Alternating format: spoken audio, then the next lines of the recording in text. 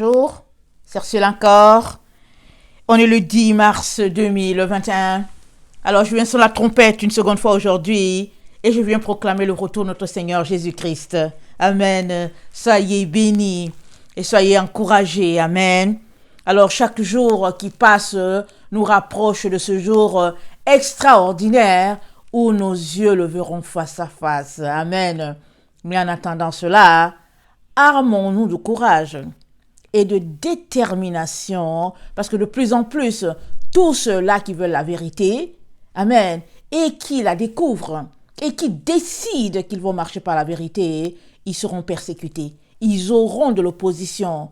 Alors, mais on ne doit pas se laisser décourager ou se laisser intimider. Amen. On doit tout faire pour refuser de se faire assimiler. Amen.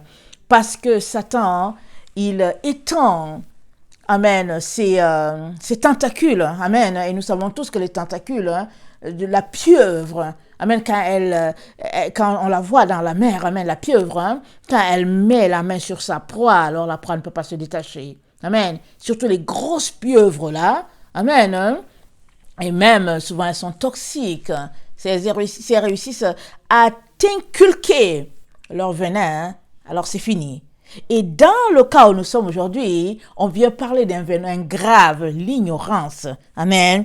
Que Satan a inculqué à plusieurs personnes. Et puis, ça a été...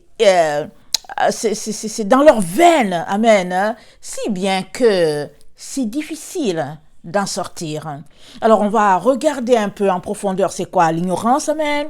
Alors, ces derniers temps, je pense avant-hier ou hier, j'ai parlé un peu de l'ADN. Ça a demandé un tout petit peu, amen, de connaissances, pas beaucoup, amen. J'ai essayé de le faire de façon simple, afin que les personnes qui sont comme moi, nous puissions comprendre, amen. Alors, aujourd'hui aussi, j'ai fait des recherches, amen, sur l'ignorance. Et puis, j'ai apporté certains synonymes. Je pense qu'il y a peut-être 4 ou 5 synonymes de l'ignorance, amen, qu'on va regarder. Aujourd'hui, on va regarder 3. Et demain, par la grâce de Dieu, on va regarder, je pense, 3 autres. Si, je pense que c'est soit 5, soit 6, amen. Alors, au fait, l'ignorance, c'est le fait de ne pas savoir quelque chose. Amen. C'est ça la définition de l'ignorance. Alors, on comprend que, avec les synonymes de l'ignorance qu'il nous faut connaître, amen, une fois qu'on a ces synonymes-là de l'ignorance et qu'on les étudie, on va comprendre beaucoup de choses. Amen. On va saisir plein d'éléments autour de nous et on va comprendre que il faut qu'on démêle les choses de manière à isoler, amen, en nous, comme on vient de le voir, la lumière des ténèbres. Parce que qu'est-ce que Dieu a fait? Il a isolé la lumière des ténèbres. Amen. Une fois qu'il a isolé la lumière des ténèbres, amen, il a dit, la lumière, elle sera jour, les ténèbres, ce sera nuit. Il les a isolés. Mais avant qu'il les isole, ils étaient mélangés. Amen. Mais pourquoi ils étaient mélangés? Amen. On ne sait pas, on ne peut pas entrer dans les détails. Alors, est-ce que c'est là que la création de l'univers vient de commencer? Ou bien est-ce qu'ils étaient isolés comme ça parce que quelque chose s'est passé au niveau de Satan? Amen. Parce que avant que Satan soit écarté, éloigné, est-ce que c'était ça qui fait que finalement il y a eu un mélange et Dieu est venu les démêler? On ne sait pas. Il se pourrait qu'il y ait beaucoup de choses qu'on n'a pas encore découvertes et qu'on a hâte de découvrir, n'est-ce pas, dans la présence de Dieu. Alors, mais en attendant que ce jour vienne, vivement qu'il vienne, il est très très important que toi et moi puissions, amen, faire la séparation entre le bien et le mal, faire la séparation entre la lumière et les ténèbres. Et une fois qu'on les a séparés, on est capable de dire que non, ici, là, ça c'est les ténèbres, je ne veux pas sur ce chemin-là. Et là, c'est la lumière, je vais y aller. Amen. Parce que sur les chemins de lumière, tu vas trouver les anges de lumière. Et sur les chemins des ténèbres, tu vas trouver les démons et tout cela. Amen. Et donc, très, très important que tu puisses t'organiser pour pouvoir, amen, marcher sur la voie de lumière, demeurer sur la voie de la lumière, pratiquer, amen, les œuvres de lumière. Amen. Parce que les œuvres de lumière, c'est les œuvres de justice. Amen. Alors que les œuvres des ténèbres, c'est les œuvres du mensonge et puis toutes ces œuvres-là que l'Éternel n'aime pas. Amen. Alors, donc, on va parler de l'ignorance donc. Amen. Alors, l'ignorance, la mère du mal. Amen. Alors, vu que l'enseignement est très long, je l'ai divisé en deux. Alors, aujourd'hui, on va voir l'ignorance, la mère du mal. Et demain, dans le cadre, pour ne pas confondre les titres, je vais apporter l'ignorance, une maladie que tu peux guérir. Amen. Donc voilà, l'ignorance, la mère du mal. Alors, l'ignorance, c'est le fait de ne pas savoir quelque chose. Amen. Et puis Hugo, amen, Victor Hugo, il a dit, la liberté finit ou l'ignorance, non, la liberté finit ou l'ignorance, la liberté commence où l'ignorance finit. Amen. Là où l'ignorance prend fin, là commence la liberté. Alléluia. Parce que l'ignorance, c'est les ténèbres. Une fois que nous sommes entrés dans cette atmosphère, amen, on est entré dans l'oubli. On a oublié. Qu'est-ce qui s'était passé? Parce qu'on était des êtres dans la présence de Dieu. On était en l'éternel. Amen. On demeurait dans la présence de Dieu. Il nous a envoyés sur la terre, on a oublié. Amen. Et c'est ça l'ignorance. Amen. Et maintenant, toi et moi sommes appelés à faire le chemin inverse pour retourner à la lumière. Amen. Alors c'est comme, écoutez, quand un bébé est petit, peut-être 2, 3 jours, une semaine, regardez, quand on le jette dans l'eau, le bébé ne se noie pas, hein? Il remonte. Il remonte. Pourquoi? Parce que le bébé, pendant 9 mois, 9 à 10 mois, il a demeuré dans l'eau, dans le ventre de sa mère. Il était là, il baignait dans l'eau. Alors il sait nager, même si le ventre est tout petit, il a appris à nager dans le ventre de la mère. Étant petit, il nageait, jusqu'à ce qu'à un moment donné, l'espace soit devenu trop petit. Et à un moment donné, quand il n'est plus capable de supporter vraiment l'espace, il commence à frapper. Et ça, les contractions. Il frappe jusqu'à ce qu'il sort. Il sort. C'est parce qu'il n'est plus capable. Mais tant qu'il est capable, il reste là tranquille. Surtout quand le moment de sa délivrance arrive, qu'il ne veut pas sortir, il reste tranquille, il feint d'être confortable et tout ça. Hein. Et à un moment donné, si c'est trop grave, les médecins vont dire, écoutez, on va t'aider à faire sortir le bébé là. Il faut qu'on aide le bébé à sortir. Amen.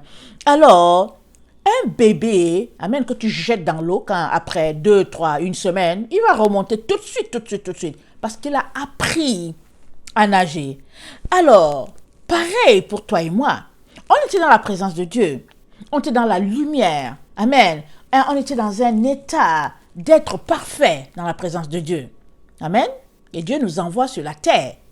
Alors, on arrive sur la terre, on grandit. Il y a des enfants qui sont tellement alertes, tellement allumés à la présence de Dieu. Amen. Qu'ils sont là, mais les paroles qui sortent de leur bouche, c'est toujours des paroles de vie, de vérité. Amen. Il y a d'autres enfants, ils arrivent, ils regardent comment papa et maman se comportent. Alors, s'ils sont remplis de ténèbres, et puis tout petit, l'enfant commence à être rempli de ténèbres. Ou bien, il arrive aussi, il trouve que papa et maman sont remplis de ténèbres, mais lui, il est à la recherche de quelque chose, il est toujours dans son petit coin, il cherche quelque chose. Il repense à quelque chose, mais il ne sait pas, il n'arrive pas à connecter. Mais, quand tu es un être de lumière, que Dieu t'envoie sur la terre, tout ton être sera à la recherche de la lumière. Parce que tu viens de quelque part. Tu viens d'un endroit où il n'y a que lumière, il n'y a que paix. Et ton âme recherche cela. Ton esprit recherche cela. Amen. Alors, plongé dans cette recherche-là, entre guillemets, tu finis par te retrouver dans la présence de Dieu. C'est pourquoi Victor Hugo peut dire, la liberté commence où finit l'ignorance. Amen. Donc l'ignorance, c'est l'état de quelqu'un qui ignore quelque chose. Amen. Et puis, c'est aussi un manque de connaissance, un manque de savoir sur ce qui se passe autour de toi. Alors, c'est aussi une inexpérience, une lacune, quelque chose. C'est un état de quelqu'un qui n'a pas reçu instruction. C'est quelqu'un, c'est de l'inculture, c'est souvent de la sottise. Alors, et c'est aussi l'état de quelqu'un qui ne va pas prendre de l'information. Alors, il est ignorant dans une situation donnée. Amen. Comme, je ne sais pas pour vous, mais moi, je ne connais pas beaucoup de choses en informatique. Alors, ne viens pas me parler. Je peux faire des efforts et tout, mais à un moment donné, c'est comme, je suis bloqué. Je ne connais pas quelque chose. Alors, mais un informaticien très, très allumé dans son domaine, il connaît son domaine. Et il va dire, ah, ok, je sais où est le problème, et puis, etc.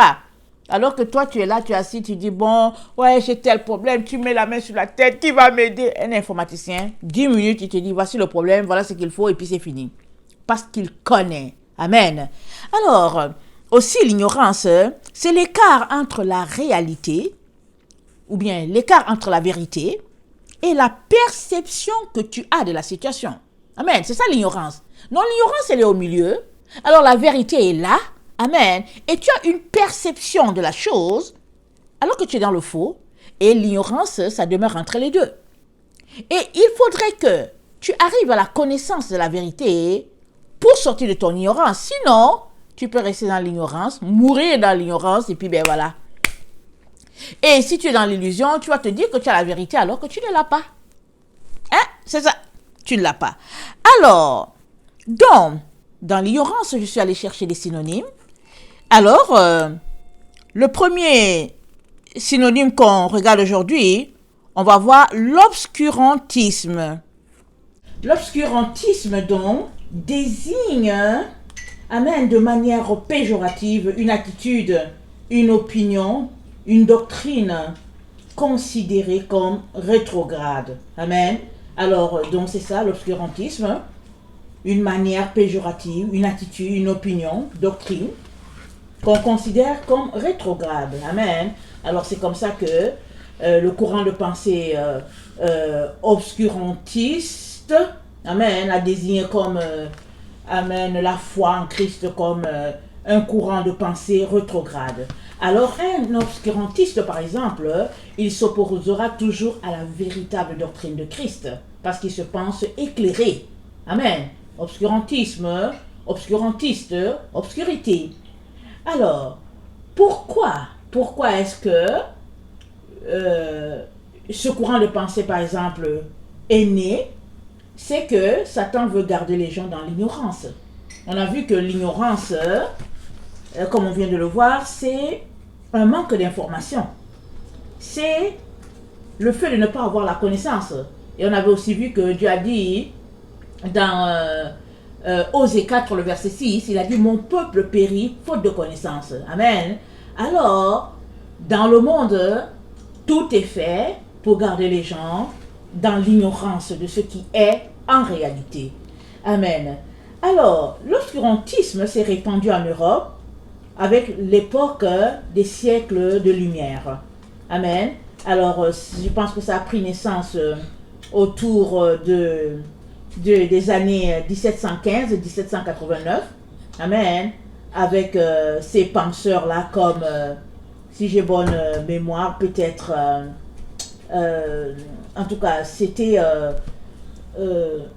des penseurs, en tout cas, qui allaient contre ce que Dieu voulait faire. Amen. Alors, le siècle de lumière, il correspond à un courant intellectuel. Alors, un courant selon lequel c'est la raison qui est claire. C'est ça. Alors, Jésus a associé la liberté à la vérité. C'est ça que notre Seigneur a dit. Il a dit, vous connaîtrez la vérité, et c'est la vérité qui nous rendra libres. Il dit, la vérité vous rendra libre. Si vous la connaissez, elle vous rendra libre. Et dans le courant obscurantiste, hein, amen, alors ils sont tout simplement le contraire. Ils ont décidé de cacher la vérité. Alors ils ont décidé de développer une science basée sur le raisonnement, sur la connaissance rationnelle, amen, qui ferait que finalement, être éclairé, c'est savoir raisonner. Amen. Donc on comprend qu'au niveau de nos écoles, on a développé un enseignement selon lequel il fallait pouvoir raisonner. Nous apprenons à raisonner. Si bien que, par exemple, dans une classe, amen, quand le professeur donne une dissertation, amen, la personne qui a la plus haute note, hein, c'est la personne qui a appris à raisonner. Amen. Je pense que c'est le professeur vient dire la note, c'est de la dissertation, il dit la première note c'est 14 sur 15 ou bien 14 sur 20 ou bien 16 sur 20. Le professeur est en train de nous dire ici que cette personne-là qui a eu la première note, c'est la personne qui a eu la capacité, qui a eu l'art de raisonner sur le sujet et de faire sortir, amen, la thèse, la synthèse et l'antithèse. C'est ça qu'on nous apprend. Or, quand on prend la Bible là, qu'est-ce que la Bible nous dit? la Bible nous dit, plutôt, attendez, dans Éphésiens 4, le verset 6, la Bible nous parle du contraire. Amen. De ce que la pensée obscurantiste nous dit de faire. Alors, on va regarder Éphésiens 4, le verset 6, ça nous dit ceci. Ça dit que personne ne vous séduise par le vain discours. Car c'est à cause de ces choses-là que la colère de Dieu vient sur les fils de la rébellion. Que personne ne vous séduise par les vains discours. Et les vains discours-là, amen, dans le discours, en tout cas, il y a les raisonnements. La personne, tu vois la personne raisonne jusqu'à la personne se fâche, la personne, tu t'arrêtes, tu te dis, mais c'est quoi? Qu'est-ce qui se passe avec cette personne-là? Pourquoi elle est tant dans l'émotion? Amen. Mais dans leur tête, les discoureurs, là, dans leur tête, ils se disent qu'ils connaissent. Parce qu'ils ont appris à l'école, amen, à raisonner. On leur a dit que c'est ça la liberté. Amen. Or, si on prend ce qu'on apprend à l'école et qu'on met ça avec ce que Jésus-Christ nous dit, contraire.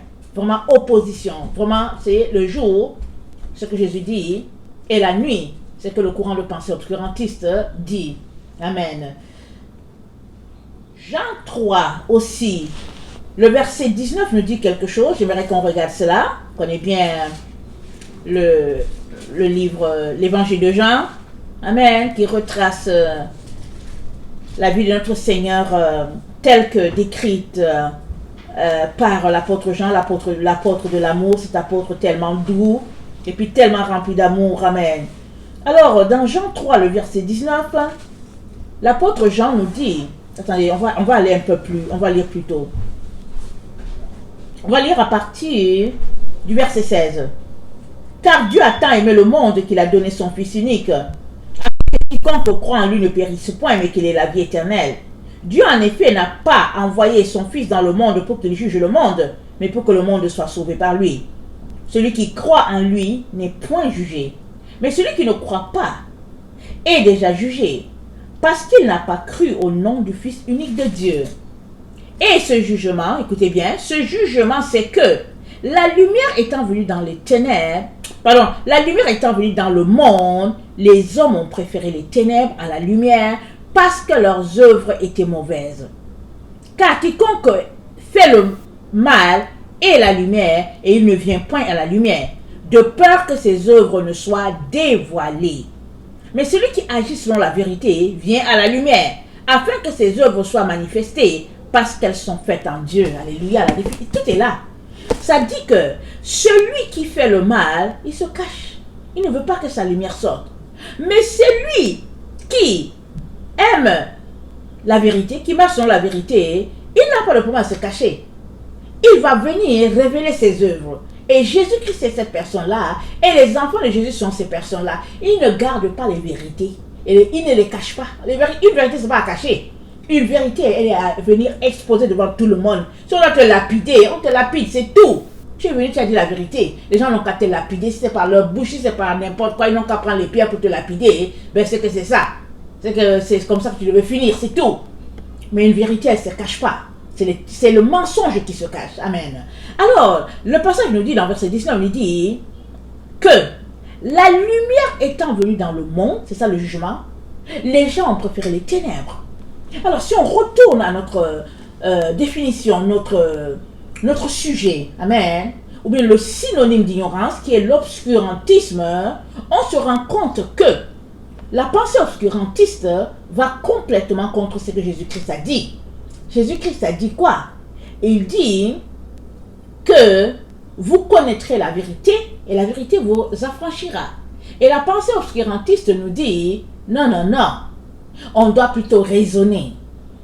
Et puis que ceux-là qui parlent, qui vont dans le sens de Jésus, sont des gens arriérés. Et que le siècle de lumière, qui est basé sur les raisonnements, c'est cela la vérité. Si bien que notre monde a été infecté, on a bâti des écoles, des universités sur la base du courant du siècle de lumière. Alors, si bien que le monde est ce qu'il est aujourd'hui. Les gens aiment raisonner, ils viennent te dire, ah mais démontre comment que Dieu existe, et puis ils passent des heures et des heures, ils sont dans des endroits publics là, ils essayent de faire, je sais pas, des affaires de Socrate et tout, et puis je m'arrête, je me dis, mais est-ce que Socrate était chrétien, n'était pas chrétien? la Grèce antique. C'est comme ça qu'ils étaient en train de raisonner. Et puis, Paul est venu les rencontrer pour dire, ah, je vois vraiment que vous parlez d'un Dieu, mais je vais vous parler qui est de ce Dieu-là parce que vous ne le connaissez pas. Et Pierre, pardon, j'ai parlé de Pierre, je ne sais pas, mais Paul, je voulais dire Paul. Et Paul dit, hey, vous parlez d'un Dieu que vous ne connaissez pas, attendez, je vais vous le montrer, je vais vous le prouver, je vais vous dire qui il est. Et c'était à l'endroit appelé, on dit à l'aéropage, il se retrouvait là-bas. Et Paul venait, il prenait la parole et il leur démontrait que Dieu était le créateur de l'univers. Certains traitaient Paul de fou, mais Paul passait des heures là-bas. Et, béni soit l'Éternel, il a réussi à gagner quelques-uns. Amen. Alors, Paul est venu défier, amen, cette philosophie-là. Il l'a démontée, il l'a dépiécée, amen. Mais nous, aujourd'hui, on a Jésus-Christ, mais dans nos pays, dans nos universités, on essaie de retourner à ce que Socrate était en train de faire, alors qu'en ce temps, Jésus n'était pas venu. Il n'avait pas la connaissance. Nous, on a la connaissance, mais on essaie de se prouver qu'on connaît, on sait raisonner. Finalement, au fait, on a choisi tout simplement de retourner dans les ténèbres. Alors, la pensée donc obscurantiste, amen, c'est une école, amen, qui va complètement contre ce que Dieu nous suggère. Elle nous apprend à raisonner. Amen. Et on a lu Éphésiens 4, 5. Alors les personnes comme Jean-Jacques Rousseau, comme Diderot, tout ça, ce sont ces personnes-là, amen, qui apprennent au monde à raisonner. Et puis finalement, ce qui s'est passé, c'est que ces personnes-là, elles ont renié Dieu, mais de leur temps, elles ont été élevées. Dans leur temps, évidemment, elles ont suscité beaucoup de controverses parce que c'était la religion qui battait le plein. Amen. Alors, elles ont suscité beaucoup de controverses. Et aujourd'hui, on nous les présente comme des héros. Et puis, quand on écrit quelque chose, on les cite comme si c'était des personnes qui étaient correctes et puis normales. Mais non, elles n'ont pas été correctes. Elles sont allées contre Dieu. Elles ont défié Dieu. Elles ont défié Dieu par leur soi-disant philosophie. Amen. Leur intellectualisme, elles ont défié Dieu et on a envoyé ça à l'école et puis disant aux gens d'apprendre à disserter, à argumenter, à raisonner et puis bon finalement c'est venu jusqu'à notre siècle et puis c'est là. Si bien qu'aujourd'hui, amen, petit à petit la doctrine de Christ a été infectée, a été polluée. Alors on ne sait même plus où elle est la doctrine. Elle est baignée dans toutes sortes de connaissances intellectuelles humaines. Et puis quand on veut la faire sortir, ça fait tout un tollé. Alors que la réalité, c'est que s'il y a, au fait, une doctrine de Christ, c'est parce qu'il y a eu Christ. C'est parce que Christ a existé. Et Christ étant la lumière, Christ étant Dieu au milieu des hommes, Christ est venu nous montrer le Père, nous prouver le Père. Alors, si tu dis que tu suis Christ, alors, ou bien si tu dis que tu es disciple de Christ, tu es en train de dire que tu suis la doctrine de Christ jusqu'au bout. Tu n'es pas en train d'aller contre Christ. Parce que l'antichrist, c'est la personne qui est contre Christ. Elle est contre Christ à tout point de vue. Dès que Christ a dit une chose, l'antichrist le démonte, le démonte en disant que non, ce n'est pas ceci, c'est comme ça, c'est comme ça. C'est un peu ça. Mais Christ, si on voit le Christ dans sa personnalité, c'est quelque chose de très simple. Il suffit de lire ses paroles. Amen. Et tu te rends compte que tu es pénétré par ce qu'il dit. Amen. Ça te traverse les paroles de Jésus, une parole simple. Amen. Ça te traverse. Il dit, heureux les débonnaires, ils verront Dieu. C'est simple, n'est-ce pas? Mais quand tu vas y plonger, tu te rends compte que c'est une source, amen, de vie, ce qu'il a dit. Alors vas-y creuser dedans et finalement tu seras nourri et tu connaîtras beaucoup de choses. Amen.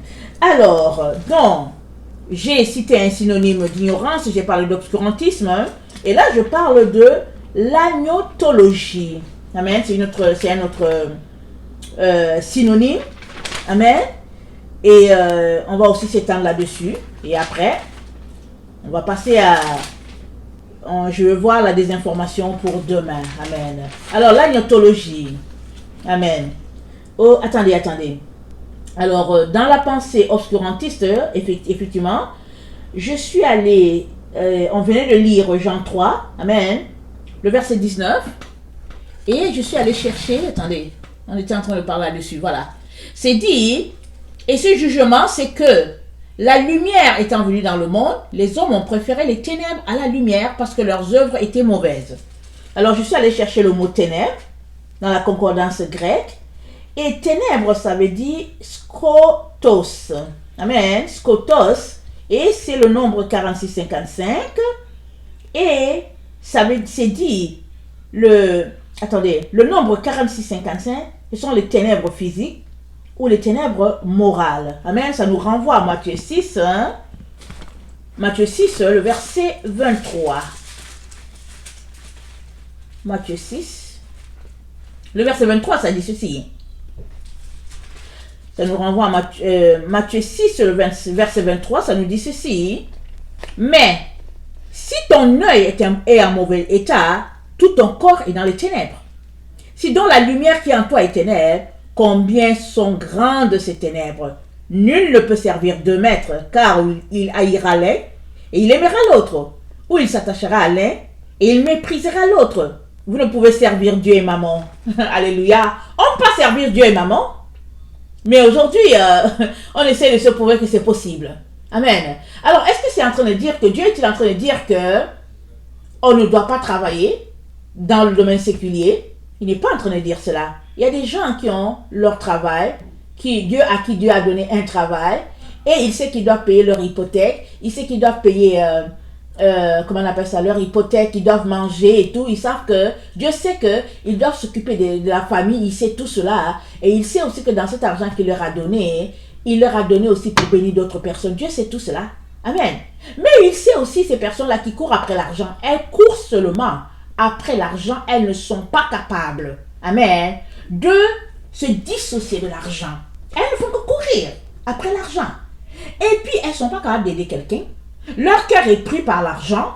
Et puis, bon, elles se disent que, voilà, elles aiment le Seigneur. Et puis, elles essayent un peu de mettre un équilibre, un peu de Jésus. Et puis, beaucoup d'argent. On essaie de camoufler ça. On essaie de faire une fausse, comment on appelle ça, une fausse humilité et tout.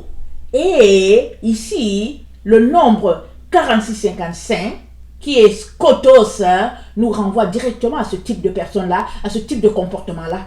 C'est rempli dans la maison de Dieu. Aujourd'hui, dans la maison de Dieu, au fait, ceux qui servent, ce n'est plus ceux-là qui sont appelés par l'Esprit de Dieu.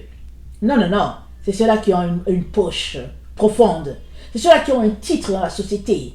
C'est ceux-là qui n'ont pas du tout Dieu. Du tout, du tout. Ce sont les sorciers, les magiciens, toutes sortes de gens. C'est eux qui servent. Ils sont là et puis ils viennent avec leur grosse chaîne là. Et puis au soir, quelque part dans le cou. Et puis une gourmette. Et puis bon, ils sont là, ils viennent te prouver je sais pas quoi. Mais Jésus ne les a pas appelés. Ou bien si Jésus les a appelés, elles ont été infectées, corrompues par l'esprit du monde. Et notre Dieu est tellement bon. Et il nous appelle tous à sortir de cette compréhension de l'évangile. Parce que ce n'est pas l'évangile de Jésus-Christ. C'est l'évangile de Satan. Amen. Et nous savons tous que les anges déchus, amen, ont corrompu la pensée des gens. Amen. Et puis finalement, les anges déchus sont entrés dans l'église. Nous savons tous que l'église a été infectée par la franc-maçonnerie. Amen. La Rose-Croix, les Illuminati, toutes sortes d'histoires. Ça, c'est un peu comme en Occident. Et puis finalement aussi en Afrique. Non seulement il y a les sciences occultes, la magie, la sorcellerie, il y a aussi les sectes, comment on appelle ça, les religions africaines. Amen. Finalement, c'est un méli-mélo. Mais pour tout enfant de Dieu qui cherche la vérité, Dieu vient parler à la personne. Dieu vient te toucher d'une manière quelconque. Dieu vient te saisir. Il te saisit. Et une fois que Dieu te saisit là, c'est pourquoi? C'est pas juste pour toi. C'est pour qu'une fois que tes yeux sont ouverts, tu vas aussi ouvrir les yeux des autres. C'est une chaîne. Amen. Les 144 000 là, c'est Dieu qui réveille leur esprit. Une fois qu'il réveille ton esprit, en tout cas, il te chicote, il te chicote, il te chicote. Il nettoie, il te donne les paroles et tout. Tu es vraiment humilié. Il te chicote. Quand il finit de te chicoter là, quand il dit oh papa je t'aime, il dit bon viens ici, va travailler là-bas. Tu t'en vas aussi chercher les autres personnes pour le Seigneur. Ça c'est une chaîne. Amen. Mais maintenant, si maintenant Dieu te chicote et puis tu refuses, soit parce que tu es rempli d'orgueil, jamais tu ne diras que Dieu n'est allé chercher. Il n'y a personne sur la terre qui dira que Dieu n'est pas allé le chercher. Hein. Personne ne dira cela. Parce que Dieu est tellement bon qu'il va toujours chercher ses enfants à quelque part où ils sont. Maintenant, la question que tu dois te porter, que tu devrais te poser, c'est est-ce que tu es prêt à embrasser ce que Dieu veut pour toi? Ou bien tout simplement, tu veux demeurer dans un superficiel, faisant croire aux gens que tu es quelqu'un, alors qu'en réalité, tu n'es qu'un agent de Satan parce que tu sers l'argent. Tu sers l'argent. Tu ne sers pas Dieu. Ton cœur est dans l'argent, hein, et tu fais croire que tu es avec Dieu, et puis bon, voilà, et puis etc. Mais Dieu est bon. Il va te chercher. Alors, ben, si tu es fâché, qu'est-ce que tu veux? Tu te seras fâché, et ce jour-là, devant Dieu, tu régleras cela. Personne ne dira un jour que Dieu n'est pas allé le chercher. Maintenant, la sagesse veut que, une fois que Dieu va te chercher, c'est bien de rentrer dans ta chambre. Là, dans Ésaïe, c'est dit, mon peuple, rentre dans ta chambre, cache-toi encore. Mais une fois que Dieu te réveille là, une fois que Dieu te saisit là, tu ne vas pas avec le micro pour dire, hey, oh, Dieu m'a visité. Oh non, non, non, pardon. Entre dans ta chambre, va te cacher là-bas, prends ta Bible, cherche, fouille. Le jour que tu sors de là, les gens disent, hein, mais qu'est-ce qui s'est passé? Non, mais c'est parce que Dieu t'a visité. Dieu t'a visité. Amen. Alors, il est donc très important, hein, qu'on puisse, amen, sortir de nos ténèbres. Amen. Et puis aller embrasser la lumière. Alors, Matthieu 6, le verset 23, donc, nous dit que si ton œil est en mauvais état, tout ton corps est dans les ténèbres. Tout ton corps est dans les ténèbres. Et la pensée obscurantiste, hein, fait tout pour garder les êtres humains dans les ténèbres. Par le raisonnement, par la réflexion, par la démonstration de quelque chose dans les discours, les vains discours. Mais Dieu nous dit de sortir de ces choses-là. Ça là, c'est la pensée du monde. C'est le cachet du monde. Mais une fois que tu veux suivre Jésus là, amen, tu sors de ces choses-là. Tu dis, ok, d'accord Seigneur, c'est ça que tu as dit. Aide-moi à marcher par la foi. Alors, si ton œil est en mauvais état, tout ton corps sera dans les ténèbres. Si donc la lumière qui est en toi est ténèbres, combien sont grandes tes ténèbres? Aïe, en tout cas, si la lumière des obscurantistes là demeure en eux, alors ils sont profondément dans les ténèbres parce qu'ils croient qu'ils sont dans la vérité, dans le raisonnement. La parole de Dieu, on ne peut pas raisonner avec. On la reçoit ou bien on la jette.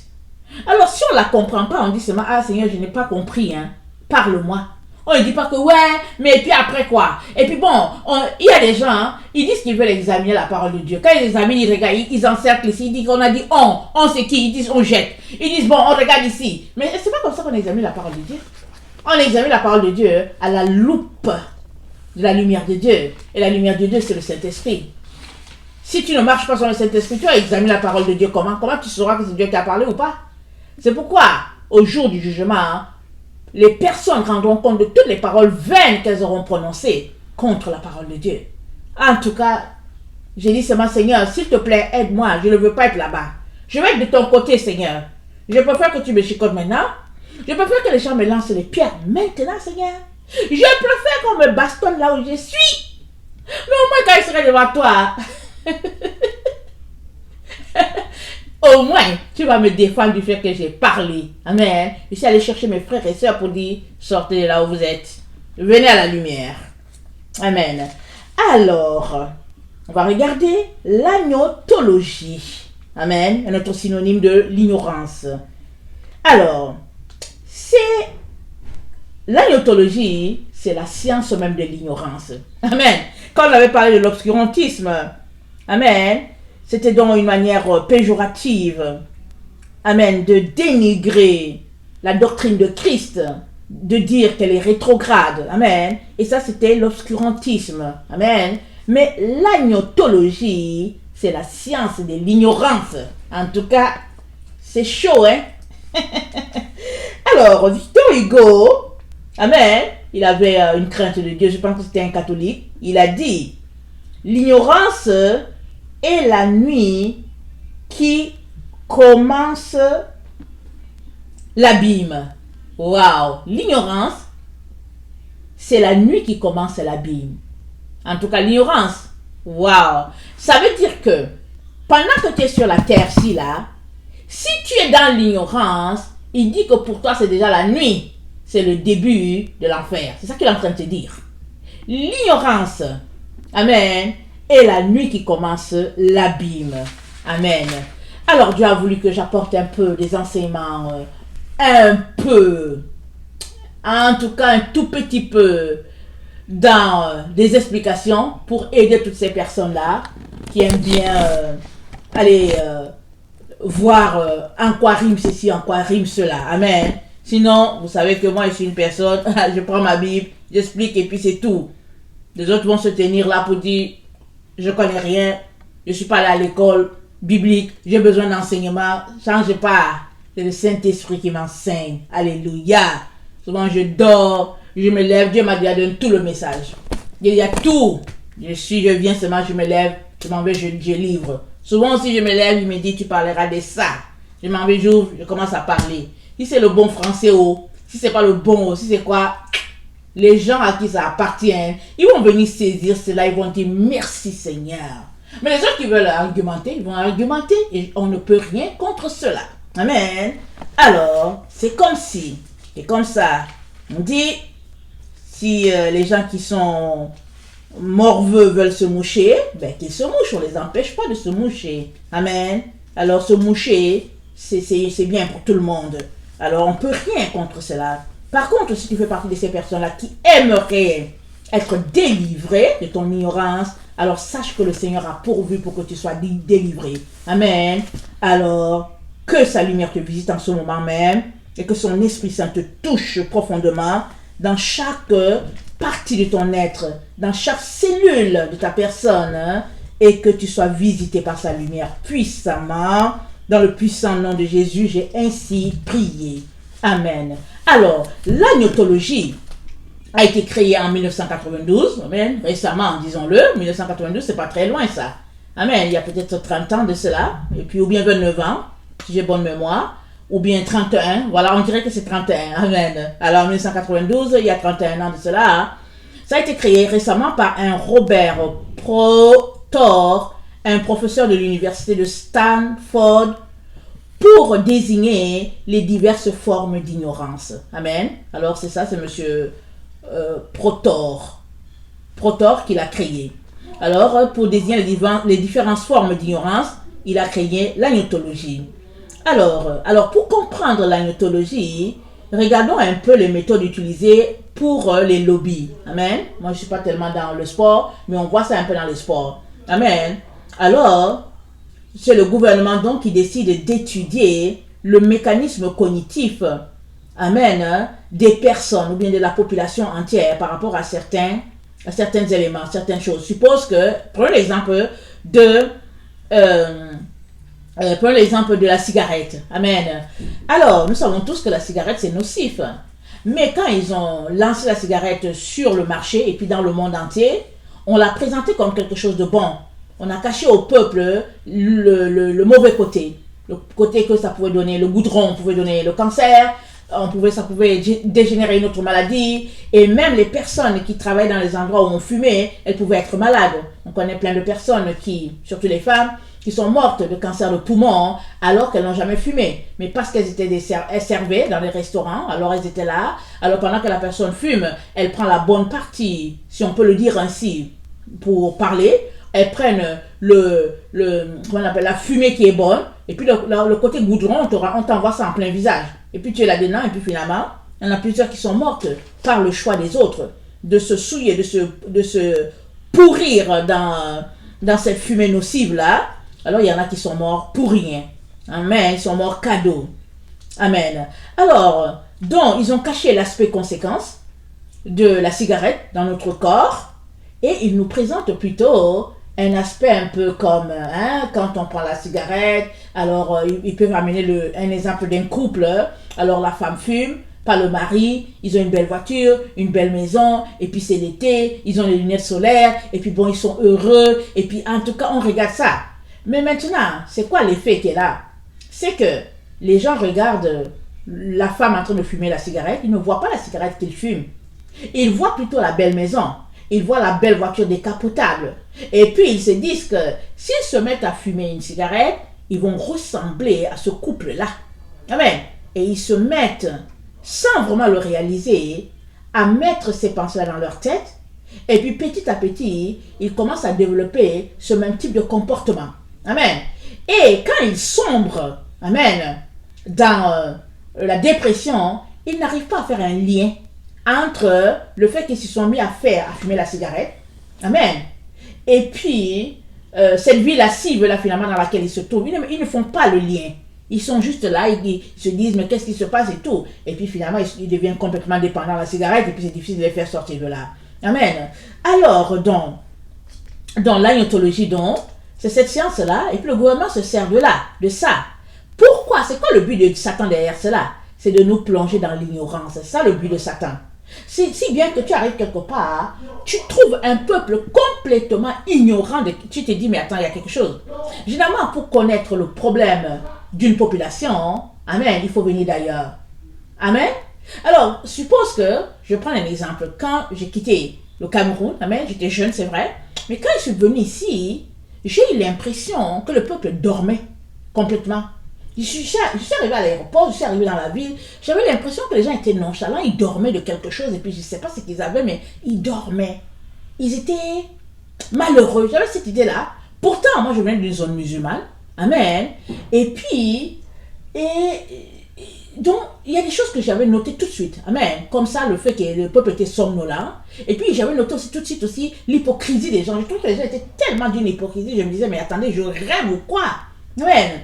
Et je peux noter toutes les choses que j'ai eues, juste la première semaine de mon arrivée, j'ai pu noter les vices de la société. Alors généralement, pour noter les vices d'une société, il faut que tu sois en dehors. Sinon, tu ne vas pas voir. Tu ne vas pas les voir. Alors, nos enfants qui grandissent dans une société comme ça, ils ne vont pas forcément voir. Et puis si toi aussi qui viens d'ailleurs, tu acceptes ces valeurs-là, finalement tu es plongé là-dedans. Tu es comme un zombie, là, un somnambule, tu es là-dedans, tu dis que la vie est belle, et en plus, mieux encore, surtout quand tu quittes l'Afrique où il n'y a pas de travail séculier, tu arrives ici, en tout cas, on te poursuit pour te donner du travail. Tu peux te retrouver à avoir 3 boulots. On te poursuit, alors tu as le dollar, et puis tu envoies à tel tanti, à tel oncle, à tel cousin, même les voisins que tu ne connais pas, tu leur envoies les dollars du Canada, parce que tu as du travail, et tout. Mais pendant que tu te tues au travail là, qu'est-ce que tu fais? Tu es en train de tuer ton âme. Tu tues ton âme, et tu la mets dans la somnolence, dans l'ignorance la plus totale, tu ne sais pas, tu l'as dedans. Et puis les gens disent, hey, tu sais quoi, j'ai mon oncle au Canada, j'ai ma tante, elle est au Canada, elle est comme ça, elle est comme ça. Et tu es fier, parce que les gens te disent, tu trouves que tu as du pouvoir, tu es quelqu'un. En tout cas, mais tu es quelqu'un pour atterrir en enfer. Donc, excuse que je te dise la vérité. Alors, je ne te dis pas de ne pas travailler. Je suis tout simplement, je te dis, fais très attention, réveille-toi. Amen. Les gouvernements, les différents gouvernements, ils ont étudié tout cela. C'est une tactique de marketing. C'est étudié pour faire dormir le peuple complètement.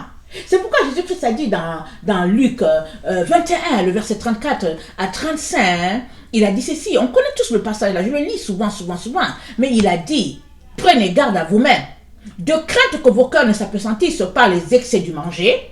On sait tous combien on aime manger, surtout si on est en Amérique du Nord, les hamburgers et puis les hot dogs et puis tout ce qu'on peut imaginer. Et puis en plus de cela, si on est en Amérique du Nord et que la nourriture africaine nous manque, une fois qu'on reçoit la nourriture africaine, en tout cas on la mange et puis à peu près sans retenue. En tout cas, on en mange et puis finalement on devient obèse. On est là, on se dit, ah, en tout cas c'est bon. Mais quand tu manges là, est-ce que tu es capable de te réveiller la nuit pour aller prier? C'est la question que tu dois te poser. Est-ce que je te dis la vérité? Donc, maintenant il dit que vos cœurs s'appesantissent, de peur que vos cœurs ne s'appesantissent par les excès du manger, du boire et par les soucis de la vie, et que ce jour ne vienne sur vous à l'improviste. Parce qu'il viendra comme un filet sur tous ceux qui habitent la face de la terre. Ça va venir comme un filet. Un filet. Mais, Jésus-Christ a dit, Apocalypse 3, le verset 3, il a dit, rappelle-toi donc où tu as reçu et entendu et garde. Non, rappelle-toi donc comment tu as reçu et entendu la parole et garde-la et repens-toi. Parce que si tu ne veilles pas, je viendrai comme un voleur et tu ne sauras pas à quelle heure je suis venu sur toi. Amen. Tu ne sauras pas à quelle heure Jésus vient. Mais si tu es de ceux-là qui veillent, quand bien même tu ne connaîtras pas le jour exact de sa venue, tu sauras la période. Amen. Tu connaîtras la période. C'est lui qui te le dira. Il te dira, mon enfant, je suis en route. Il va te réveiller. Pour que tu puisses réveiller les autres personnes. Mais évidemment, comme tu n'es personne, on va te chasser, on va dire n'importe quoi.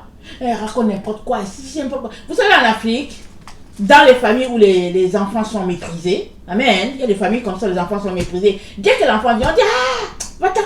Ah, c'est comme ça qu'ils chassent les enfants. On dit, hey. Alors, l'enfant vient, il veut dire quelque chose et puis on le chasse. Finalement, il dit rien et puis la maison brûle.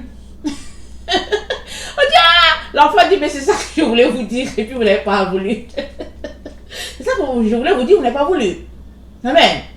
Alors, il y a une histoire qui s'est passée entre une fourmi et puis un éléphant. Alors la fourmi est venue voir l'éléphant pour dire éléphant, la forêt est en train de brûler. Je viens t'avertir. L'éléphant dit que toi là, tu viens d'où? Et puis tu veux m'avertir que la forêt est en train de brûler. Moi, de ma taille là, comment je ne sais pas? Tu dis que non, je viens te dire. Je viens te dire, mon tonton, mon oncle. Je viens te dire, mon oncle. Alors, l'éléphant lui dit, mais est-ce que le lion est au courant? Est-ce que les autres sont au courant? Il dit, moi je ne sais pas. Moi je suis juste venu te dire, mon tonton, que la forêt est en train de brûler. Alors, j'aimerais tout simplement t'informer et tout ça. Alors, l'éléphant lui dit, mais comment on fait? Il dit, mais il faut qu'on se sauve. Alors, l'éléphant dit, ok, allons-y.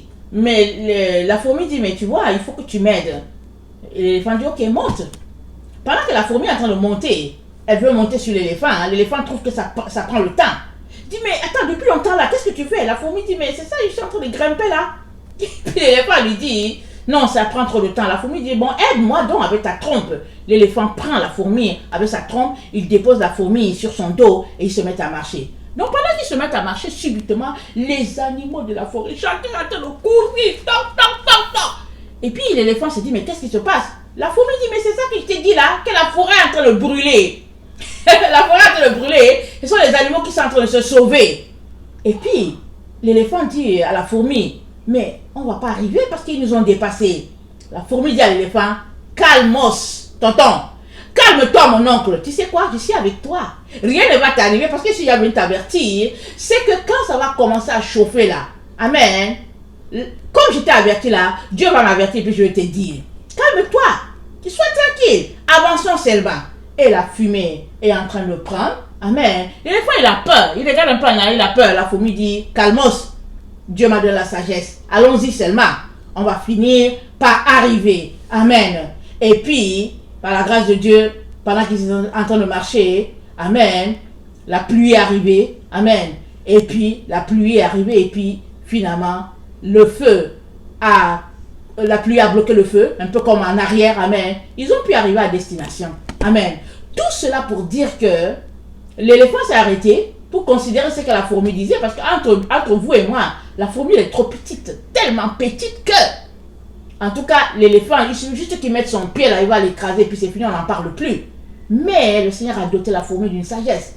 Toute seule, elle s'organise, elle stocke sa nourriture, elle fait ses affaires. Alors, tout cela pour dire que la sagesse dedans, c'est que ne prends pas pour acquis certaines choses. Considère d'abord, va voir de Dieu pour dire, Seigneur, est-ce que ce que la fourmi dit là, c'est ça? Parce que Seigneur, c'est grave quand même, c'est ce que la fourmi a dit. Et puis, Dieu va te parler. Puisque tu es son enfant, il va te parler. Mais il ne dit pas, oh, ce n'est qu'une fourmi, et puis bon, allez, on avance. Parce que les fourmis, elles sont aussi importantes sur la terre. Amen. Alors donc, les industries de lobby, alors avec ce qu'elles font au niveau du sport et tout cela, pour revenir à notre exemple, amen, elles font tout pour leurs intérêts, mais elles te font croire que c'est pour toi. Alors les gens qui sont dans les ventes là, ils sont entraînés dans la séduction. C'est des experts en séduction. Ils font la publicité, ils te font croire que c'est à toi qu'ils parlent. Ils te regardent dans les yeux comme s'ils t'aiment là. Alors que, non, séducteur. Allons-y lire. Allons-y lire 2 Timothée 3. 2 Timothée 3. Sache que dans les derniers temps, dans les derniers jours, il y aura des temps difficiles. Car les hommes seront égoïstes, amis de l'argent, fanfarons, hautains, blasphémateurs, rebelles à leurs parents, ingrats, irréligieux, insensibles, déloyaux, calomniateurs, intempérants, cruels, ennemis des gens de bien, traîtres, emportés, enflés d'orgueil, aimant le plaisir plus que Dieu. Waouh! Voilà la bonne partie qui arrive. Ayant l'apparence de la piété, mais reniant ce qui en fait la force, éloigne-toi de ces gens-là. ils ont l'apparence de la piété. Et si c'est possible, ils vont se balader avec une grosse croix. Te faire croire qu'ils connaissent. Ils vont venir, ils vont te dire, oh, ouais, comme ça, Jésus est bon. Alléluia, Jésus a fait ceci, Jésus est bon. Alors que c'est des satanistes, les ennemis de Dieu, les traîtres, amen, des séducteurs à ne pas en finir. Mais il faut que tu sois plongé dans la parole de Dieu. Pour que, pendant que tu es en train de les écouter, tu dis, Seigneur, il y a quelque chose qui ne va pas ici. Seigneur, je ne supporte pas cette personne. Seigneur, ouvre mes yeux, il y a quelque chose qui ne va pas.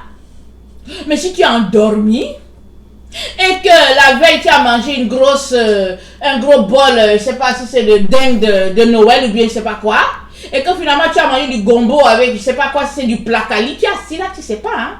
Tu es là, tu dis, ah ouais, tu es là, tu ne sais rien, endormi, et puis tu es assis.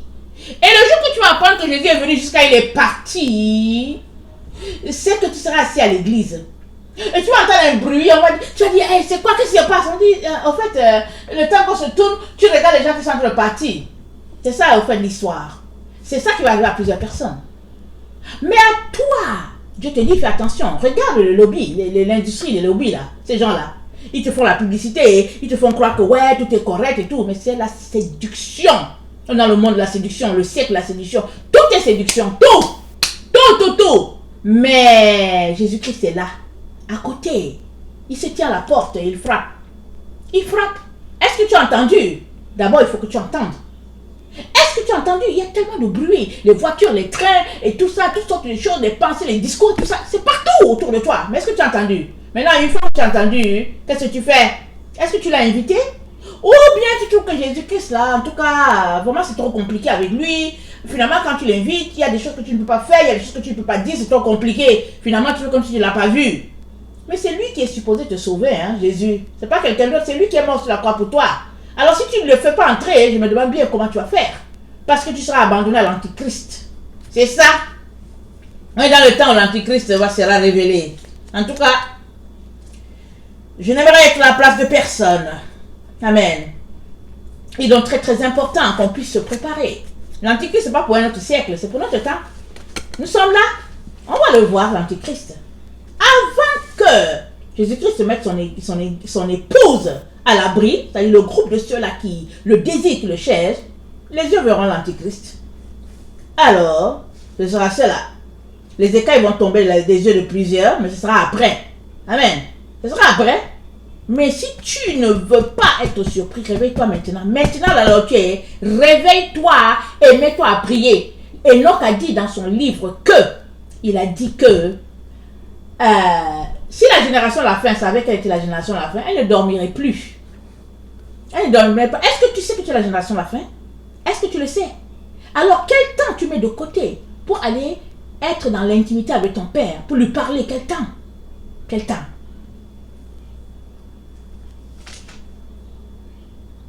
La vie est un ensemble de choix. Alors que choisis-tu? De demeurer dans ton ignorance ou bien de te réveiller? C'est à toi le choix. Et moi, je t'encourage vivement à te réveiller au lieu de rester dans l'illusion. Notre monde est un monde d'illusion. Alors l'illusion, c'est que tu es enrobé dans, je ne sais pas quoi.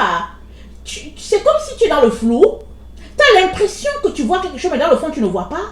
Et puis tu es confortable dans ton sommeil spirituel. Tu es assis là, tu causes, tu ris alors que tu es cuit. Cuit. Tu es dans la soupe là, complètement. Que si quelqu'un ne te fait pas sortir, ta soupe là, elle va finir, tu vas finir dedans. Amen. Ce sera comme le gombo. On va te prendre le gombo, le okra, tu vas finir là-dedans dans ton gombo là-bas.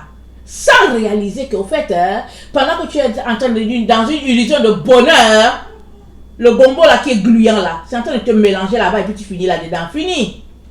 C'est ça un peu. Alors, les ignorants, amen, vont se retrouver carrément nez à nez avec l'enfer. Et puis ce sera ta responsabilité d'avoir été ignorant. Amen. Et Jésus-Christ ne veut pas cela pour toi. C'est pourquoi il te dit, mon fils, ma fille, réveille-toi. Amen. Réveille-toi. Prépare-toi à la rencontre de ton Dieu. Amen. il est à la porte, ton Jésus. Jésus là, que tu marches dimanche après dimanche pour le chercher là, il est à la porte. Mais, va regarder bien. Pose-toi les questions sur le Jésus là. Demande-toi pourquoi tu marches dimanche après dimanche. Va chercher. Jésus-Christ va t'éclairer. Amen. Alors que le Seigneur bénisse sa parole. Je vous aime beaucoup. Et Dieu, davantage. Maranatha, Jésus revient. Amen et Amen.